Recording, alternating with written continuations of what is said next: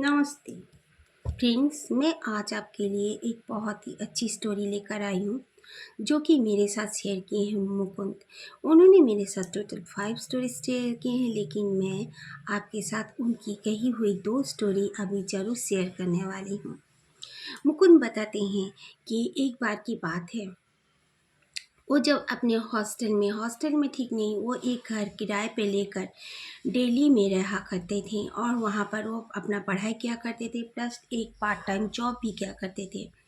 इस सिलसिले में उनको काफ़ी रात में आना होता था। वो अपने जो जॉब प्लेस से अपना घर आने का रास्ते में, वो वॉकिंग डिस्टेंस में ही था, बट वहाँ पर रास्ते में एक कब्रिस्तान पड़ता था। तो उनको थोड़ा सा वहाँ से आने के लिए घबराहट पहले पहले होती थी। उसके बाद डेली उनको कोई प्रॉब्लम नहीं होता था। करीब करीब 25 दिन के बाद की बात है। वो जैसे डेली रूटीन घर आने के बाद अपना डिनर किए, उसके बाद अपनी फैमिली के साथ यानी कि उनके मॉम डैड भाई बहन के साथ बातचीत करने के बाद वो अपना बिस्तर में लेट गए।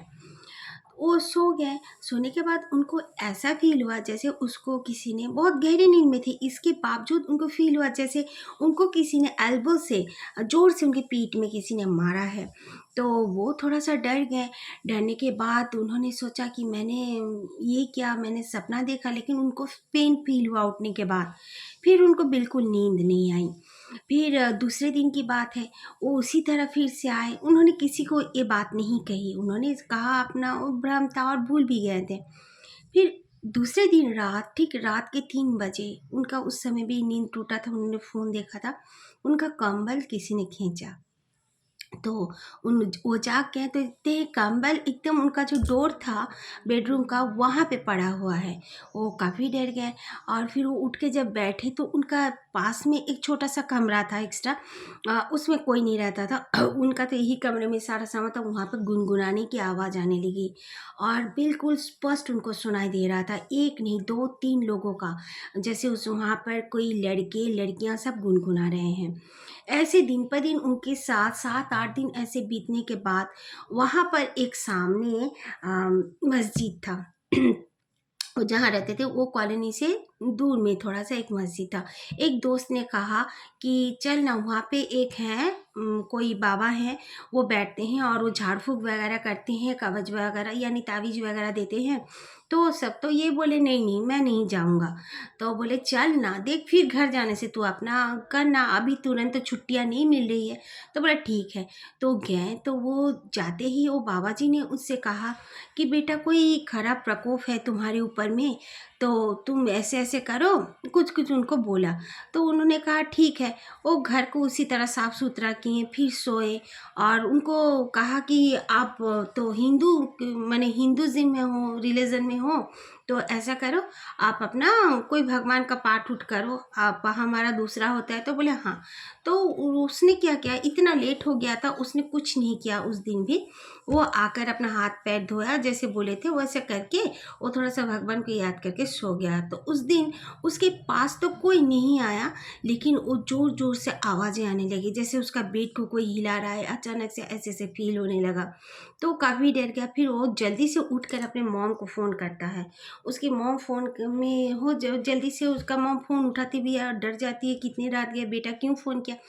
तो मुकुंद अपना सारी प्रॉब्लम बताता है और उसकी मॉम बोलती है ठीक है कोई बात नहीं है, तू जल्दी से वहाँ से अपने कमरे से बाहर निकल ले और माने बाहर आ जा, ऐसे-ऐसे प्रॉब्लम हो रहा है तो, और किसी दोस्त के पास चला जा।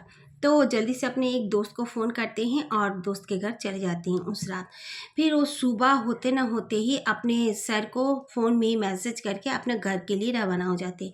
वहाँ पर उसकी मम्मी एक बाबा के पास उनको लेकर जाते हैं। तो वो बाबा उनको देखते ही कहते हैं कि बेटा, आप किसी बिल्ली को आपने माने पैर से धकाला था, उसे हटा दिया था, वो आपके पास आ रहा था। तो वो थोड़ा-सा सोचा, मुकुंद फिर सोचा कि हाँ, मैंने तो किया था।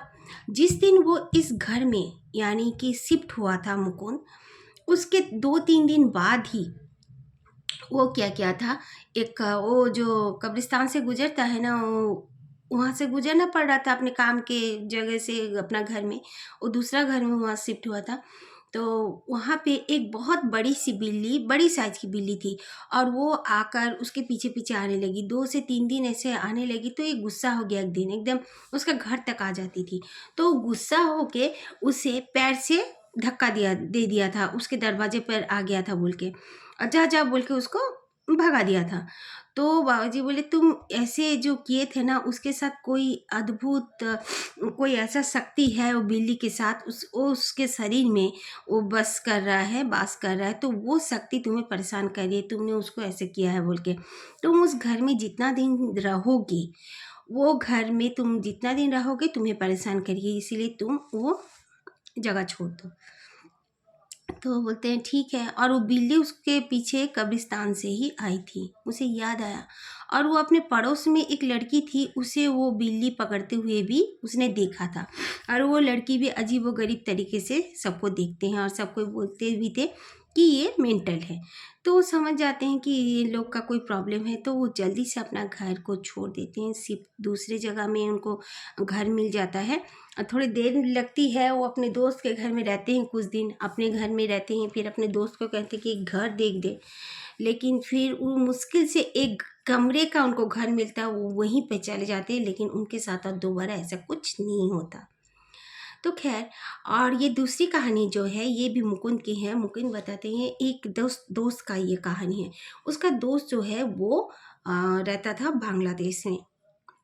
तो बांग्लादेश में रहता था, सुबोध उसका नाम है। उसके पापा जो थे वो मछली पकड़ने का कुछ भी व्यवसाय किया करते थे। उनको वही काम था कि वो मछली पकड़ के बाज़ार में जाके बेचेंगे। तो उसके पापा एक दिन उसी तरह नाव लेकर गए हैं, और सुबोध जो लड़का था वो भी अपने छुट्टियों में, ऑफ टाइम में अपने घर आकर वो अपने पापा के साथ मछली पकड़ने जाया करता था। उस समय काफ़ी बारिश हो रही थी, उसके पापा की तबीयत खराब थी, तो वो लड़का सुबोध जो है अपने दोस्त के साथ वहाँ पर जाने के लिए तैयार हो गया। फिर अपने दोस्त को बोला ठीक है, तू मेरे को बुला लेना, हम दोनों जाएंगे। बोला ठीक है। तो वो दोनों चले गए, नाव में बैठे। उसका दोस्त सब कुछ जानता था, सुबोध का दोस्त वही गांव में रहता था। तो उसका दोस्त बोलने लगा उस तरफ मत जाना, लेफ्ट साइड मत जाना, राइट साइड चल। तो सुबोध नहीं माना, बोला क्यों, मेरे पापा बोलते हैं इधर का। बोले अरे यार, इधर चाचा इधर जाते हैं सच में? तो बोला हाँ, यहाँ तक तो आते हैं। बोले ठीक है, यहाँ तक ठीक है, उस तरफ मत जाना यार, उस तरफ पहले श्मशान था, वहाँ पर जाना मना है, सब कोई मना करते हैं, मत जा। लेकिन सुबोध नहीं माना। वो ऐसे में भी बचपन से शहर में ही बड़ा हुआ था, अपने मासी के घर में, उसे गांव के बारे में इतनी जानकारी भी नहीं थी। खैर, सुबोध आगे आगे बढ़ते गए, उसका दोस्त मना करते गया, गुस्सा भी किया, लेकिन सुबोध नहीं माना। सुबोध आगे आगे बढ़ते गया, तो अचानक से सुबोध देखता है एक पार में, वही जो नदी में वो लोग जा रहे थे, एक साइड में एक लड़की खड़ी है, और लड़की खड़ी होकर बोलिए बचाओ बचाओ मुझे बचाओ। तो उसका पूरा माने बॉडी दिख रहा था, लेकिन उसका चेहरा, उसका जैसे हेड नहीं दिख रहा था। तो सुबोध का जो दोस्त होता है, वो दोस्त था विपिन, वो बोलता है यार ये कोई लड़की नहीं है, ये साइड में ये बहुत ज़्यादा सबको इसको देखते हैं, ये एक गला कटा हुआ एक लड़की है, जो कि यहाँ पर एक बार कटी हुई मिली थी, इसका सर अभी तक नहीं मिला है। ये बोलता है, और जब बोलता है तो अचानक से वो लड़की और उनके करीब आ जाती है और बोलती है मेरा सर दो, मेरा सर दो। तो सुबोध काफ़ी डर जाता है, और चिल्लाते हुए सुबोध बेहोश हो जाता है। फिर जब वो जागता है तो काफ़ी डरा हुआ होता है, 7 दिन उसे फीवर होता है। लेकिन सुबोध कहता है कि मैं इतना भयानक चीज़ पहली बार देखा हूँ, और दोबारा मैं देखना पसंद नहीं करूँगा। उसका दोस्त बल्कि डर के भी उसे मना करने के बावजूद भी उसका दोस्त सुबोध को घर लाता है, और उसे कुछ प्रॉब्लम नहीं होता है। तो इससे क्या पता चलता है फ्रेंड्स, अगर हम जो भी चीज़ को देखेंगे, डरेंगे, अगर हमारे दिल में ये डर बैठ जाएगा कि ये चीज़ भयानक है, अगर हम किसी को डरा देंगे, जैसे बच्चों को हम डराते हैं, अगर हम जो चीज़ से नहीं डरेंगे, हम साहस से वो चीज़ को देखेंगे, या तो बिना डरे वहाँ से चले आएंगे, और ये सब चीज़ें हमें नुकसान पहुंचाती है, वो बहुत ही भयानक होने से नुकसान पहुंचा सकती है। वरना ये सब चीज़ें हमें सहज से नुकसान नहीं पहुंचा सकती, क्योंकि हमारे शरीर में भी ऑरा होता है, और ये ऑरा किसका होता है? अपने गॉड का। जैसे कि हम लोग कोई भी धर्म के हो, लेकिन अपने गॉड को ज़रूर याद करते हैं। हम प्रार्थना करते हैं, हम प्रे करते हैं, तो हमारे गॉड हमारे साथ ज़रूर रहते हैं, लेकिन हमें सद्भाव से गॉड को प्रे करना चाहिए। ठीक है, ये बात एक गई। और फिर मैं इसी तरह मैं अपना स्टोरीज़ बोलती हूँ सबको। तो इसके साथ साथ मैं ये भी बोलती हूँ, कोई भी मतलब कोई भी धर्म को हो, लेकिन अपना अपना प्रे करते रहना चाहिए। थैंक यू फ्रेंड्स, नमस्ते, बाय फ्रेंड्स। और फिर अगर आप लोगों को मेरी स्टोरी चैनल की स्टोरीज अच्छी लगी तो लाइक से सब्सक्राइब जरूर से जरूर करना। बेल आइकन बटन भी जरूर से जरूर दबाना। Bye bye.